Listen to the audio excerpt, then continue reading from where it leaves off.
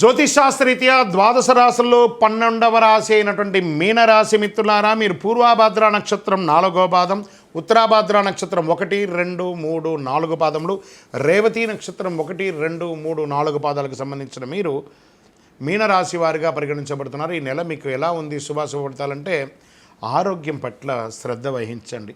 శస్త్రచికిత్స జరిగే అవకాశాలు ఉన్నాయి. వాహనం నడిపేటప్పుడు జాగ్రత్త. శని ఉచ్చ స్థితిలో ఉన్నాడు, 7.5 శనిలో. ఈ నెల హెచ్చు తగ్గులు చాలా డిఫరెన్స్గా ఉంటుంది. మీనరాశి వారికి ఈ నెల కాస్త గడ్డు కాలమని చెప్పచ్చు. ఇది భయపెట్టడానికో లేదా ఇంకోటి కాదు, మిమ్మల్ని ధైర్యపరచడానికి చెప్తున్నాం. బృహస్పతి 3వ ఇంట్లో ఉన్నాడు. శుభవార్త ఏమంటే బృహస్పతి నెల 7వ ఇంటిని కూడా అతనే చూస్తున్నాడు. వృత్తిపరంగా ఆరోగ్యపరంగా కొంచెం మిశ్రమంగా ఉందని కూడా చెప్పచ్చు. కుటుంబంలో సంతోష వాతావరణం పెరుగుతుంది. భార్యాభర్తల మధ్య అన్యోన్యత పెరుగుతుంది. బంధుమిత్రుల సందర్శనం సంతోషంగా ఉంటుంది. మీ ఆరోగ్యం సమీకృతం అవుతుంది. కొందరికి ఇల్లు భూమి కొనుగోలు చేసే అవకాశం మాస ద్వితీయంలో ఉంటుంది.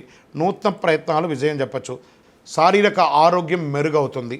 శస్త్రచికిత్స అయ్యే అవకాశం 100కు 1000% ఉంది. జాగ్రత్త పడండి. వాహనం నడిపేటప్పుడు మళ్ళీ చెప్తున్నాను, దూర ప్రయాణాలు అవాయిడ్ చేయండి. తల్లిదండ్రులతో ఏర్పడిన విభేదాలు పరిష్కరించుకోండి. ఉద్యోగులకి సహ ఉద్యోగుల నుంచి ప్రెషర్ ఉంటుంది. పదోన్నతులు వాయిదా పడే అవకాశాలు కనబడుతున్నాయి. వ్యాపారాల్లో పురోగతికి చాలా కష్టపడాలి. అమ్మకాలు లాభాలను ఆశించినంత గొప్పగా ఉండకపోవచ్చు. రాజకీయ నాయకులకి ఇది గడ్డు కాలమని చెప్పచ్చు.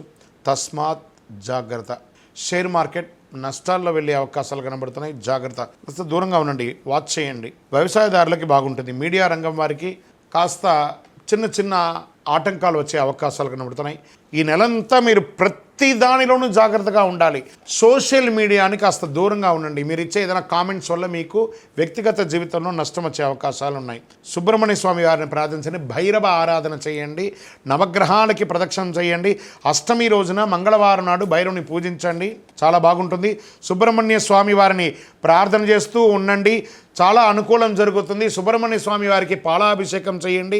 మంగళవారాల్లో నవగ్రహాల్లో శని భగవాన్ని ప్రార్థన చేస్తూ అన్ని రకాలుగా మీరు అనుభూతి పొందండి. బెల్లం ముక్కను శని భగవానునికి నైవేద్యంగా పెట్టండి. అందరూ కూడా విజయోస్తు.